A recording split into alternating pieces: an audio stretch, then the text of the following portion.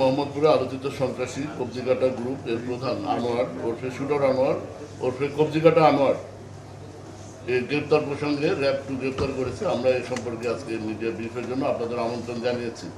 ধন্যবাদ, আপনারা স্বতঃস্ফূর্ত সাড়া দিয়েছেন, আপনাদের মূল্যবান সময় নিয়ে আপনারা আসছেন, আপনাদের ধন্যবাদ জানাচ্ছি। আমি প্রথমে আনোয়ার সম্পর্কে একটা আপনার প্রেস রিলিজটা আমি রিড আউট করবো। আমাদের দুটো এবং আনোয়ারকে গ্রেপ্তারের পরে যে ফলো আপ আমরা অপারেশন করেছি, এই ফলো আপে আমরা একজন শীর্ষ মাদক ব্যবসায়ী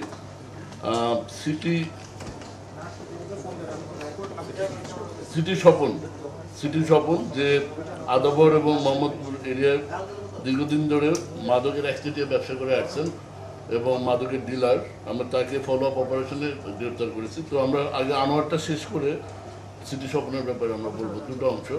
আনোয়ারের প্রেস রিলিজটা রিড আউটের পরে আমি আপনাদের কোশ্চেন নিব। আপনারা জানেন যে সাম্প্রতিক সময় রাজধানীর মোহাম্মদপুরে আলোচিত সন্ত্রাসী কবজিকাটা গ্রুপ এর যে লিডার আনোয়ার মোহাম্মদপুর আদাবর এলাকায় বেশ কয়েকটি সন্ত্রাসী গ্রুপের সদস্য কর্তৃক খুন, হত্যা চেষ্টা, ছিনতাই, চাঁদাবাজি সহ বিভিন্ন ধরনের সন্ত্রাসী কার্যক্রম লক্ষ্য করা যায়। এ সকল সন্ত্রাসীদের বিরুদ্ধে হামলা ও ছিনতাইয়ের অভিযোগে রাজধানীর বিভিন্ন থানায় একাধিক মামলা ডায়েরি রুজু করা হয়। বিভিন্ন গ্রুপের সন্ত্রাসীরা নিজেদের মধ্যে আধিপত্য বিস্তারের লক্ষ্যে এক গ্রুপ আরেক গ্রুপের সাথে প্রতিনিয়ত সংঘাতে জড়িয়ে মারামারি, খুন খারাপি এবং ধারালো অস্ত্র দিয়ে জখম করার যে একটা অশুভ প্রতিযোগিতা আপনারা ইতিমধ্যে দেখেছেন, বিভিন্ন নিউজে করেছেন। বিগত সময়ে কতিপয় সন্ত্রাসী রাজধানীর মোহাম্মদপুরে এক যুবকের হাতের কবজি বিচ্ছিন্ন করে তা ভিডিও ধারণ করে টিকটকে এটা প্রচার করে এবং রান্না করার হাঁড়িতে এই কবজি সিদ্ধ করে সে এটা স্যুপ হিসাবে এটা সে পান করবে, এভাবে সে ঘোষণা দেয় এবং এই সেই কবজিকাটা আনোয়ার। এরপর থেকে তার নাম হয়ে যায় কবজিকাটা আনোয়ার। এই বিষয়গুলো সুশীল সমাজকে এবং আমরা যারা সমাজবদ্ধ আমাদেরকে প্রচণ্ডভাবে নাড়া দেয়। আমরা এরপর থেকেই এই কবজিকাটা আনোয়ার এই গ্রুপের প্রধান আনোয়ারের পিছনে আমরা মনোনিবেশ করি। আমরা গতকাল রানীগঞ্জ এলাকা থেকে দীর্ঘদিন অনুসরণের পর তাকে আমরা আটক করতে সক্ষম হই। এই আনোয়ারের একটা ক্যারেক্টারিস্টিক হলো সে কোনো মোবাইল ফোন ব্যবহার করে না, তার কোনো মোবাইল নেই, সাথে কখনো সে মোবাইল রাখে না। আমরা এযাবৎ প্রায় 200 শতাধিকের অধিক মোবাইল নাম্বার পার্সিউ করেছি। ইলেকট্রিক্যাল ডিভাইস প্রযুক্তি ব্যবহার করে আমরা চেষ্টা করেছি তাকে প্রযুক্তির মাধ্যমে নিয়ে আসে, বাট আমরা পারিনি। পরে আমরা তার পিছনে আমরা ম্যানুয়াল পদ্ধতিতে অর্থাৎ আপনার গোয়েন্দা নজরদারি পদ্ধতি আমরা ব্যবহার করি। এই পদ্ধতিতে আমরা সফল হই। আমরা আটকের পরে আনোয়ারকে জিজ্ঞাসাবাদে সে জানায় 2005 সালে সে ভাগেরহাট জেলা হতে ঢাকায় চলে আসে। ঢাকায় এসে সে প্রথমে বিশুদ্ধ খাবার পানি পরিবহনের কাজ করত। পরবর্তীতে সে ট্রাকের ড্রাইভার হিসেবে, হেল্পার হিসেবে এবং ড্রাইভার হিসেবে দীর্ঘদিন চাকরি করে, দীর্ঘদিন এই পেশায় থাকে। এখান থেকে এই ট্রাকের ড্রাইভার এবং হেল্পার এবং ট্রাক স্ট্যান্ড কেন্দ্রিক অপরাধ জগতে তার হাতে খড়ি।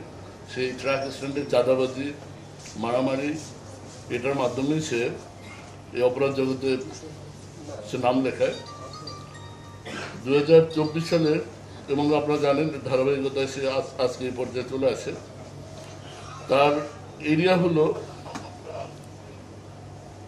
সে যখন এই কবজি কেটে যখন ভিডিও টিকটক করে যখন সামাজিক যোগাযোগ মাধ্যমে ছড়িয়ে দেয়, এরপরেই সে তার কুখ্যাতি চারদিকে ছড়িয়ে পড়ে। মোহাম্মদপুর, ঢাকা উদ্যান, চাঁদ উদ্যান, নবীনগর হাউজিং, চন্দ্রিমা হাউজিং, আদাবরের শ্যামলী হাউজিং, সেক্ষেত্রে নবোদয় হাউজিং এলাকা তার নিয়ন্ত্রণে। এই এলাকায় সে আধিপত্য বজায় রাখে এবং কিশোরদের ব্যবহার করে মাদক, অস্ত্র, ছিনতাই, চাঁদাবাজি সহ অন্যান্য অপকর্মগুলো সে নিয়মিত করে প্রচুর টাকা পয়সা অর্জন করে। আমাদের একটা শর্ট ভিডিও আছে, সেখানে সে নিজেই স্বীকার করেছে যে আমি 3টা কবজি আমি নিজে কেটেছি, বাট আমরা জানি সে যাবৎ 7 থেকে 8টা কবজি কেটেছে, 7 থেকে 8 জনের কবজি কেটেছে। এছাড়াও সে প্রাথমিকভাবে আমরা বলতে পারি সে আইন শৃঙ্খলা রক্ষাকারী বাহিনীর নজর এড়িয়ে সে বিভিন্ন সময় বিভিন্ন ছদ্মবেশে সে এই অপকর্মগুলো অপরাধ করে। এমনকি তার একটা মডাস অপারেন্ডি হলো তার বাহিনী দিয়ে সে প্রথমে রাস্তা ব্লক করে রাস্তা এমনভাবে কাজ করে যে মনে হচ্ছে রাস্তায় সে যানজট নিরসনের জন্য সাহায্য করছে পুলিশের পাশাপাশি, কিন্তু আসলে সে এটা না। এই পিছনে যখন জ্যামটা লাগে এই জ্যামের পিছনে সে তখন ওখানে ছিনতাই করে বা কাউকে মার্ডার করছে কুপিয়ে প্রকাশ্য দিবালোকে।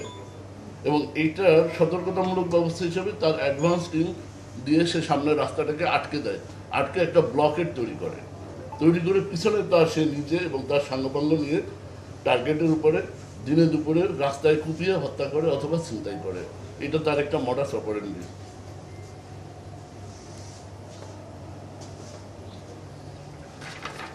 তো আপনারা জানেন তার সহযোগীরা আমরা ইতিমধ্যে ধরেছি, যেমন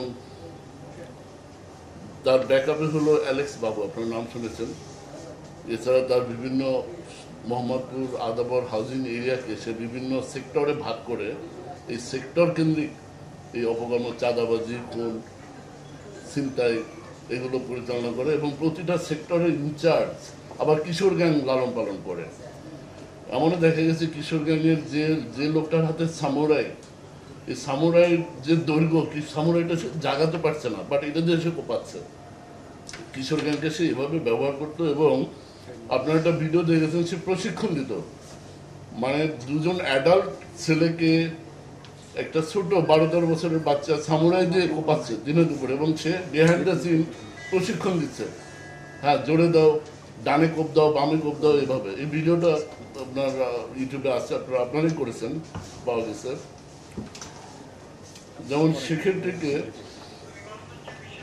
তার যে সেক্টর ওয়াইজ তার অনুসারী হলো, তার সহযোগী হলো মাসুম, ইউনুস, রাফাত, হাসান, তুষার, রিফাত, টোকাই মাসুদ, এরকম আরও অনেক আছে।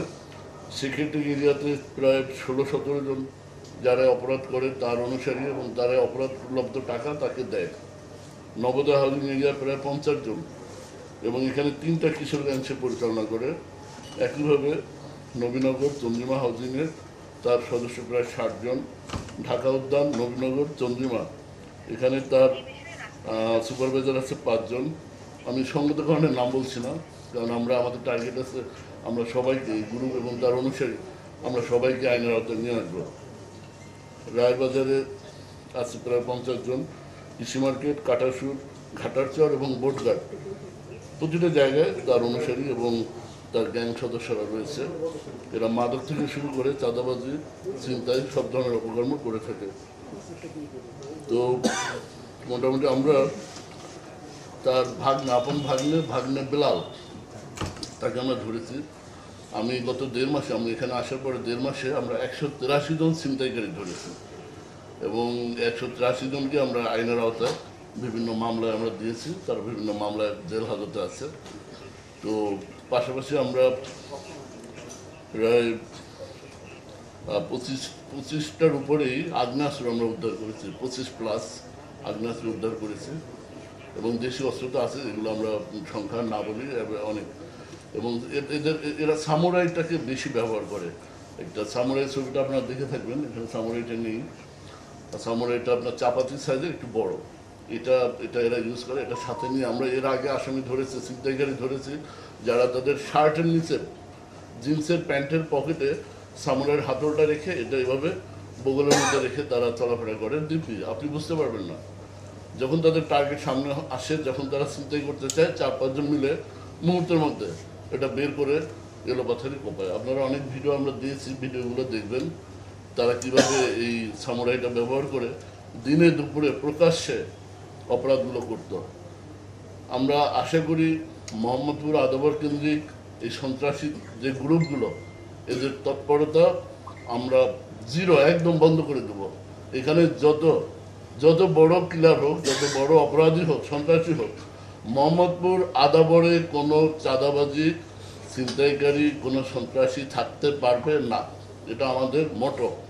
আমি আগেও বলেছি, আমরা এই উদ্দেশ্যে কাজ করে যাচ্ছি।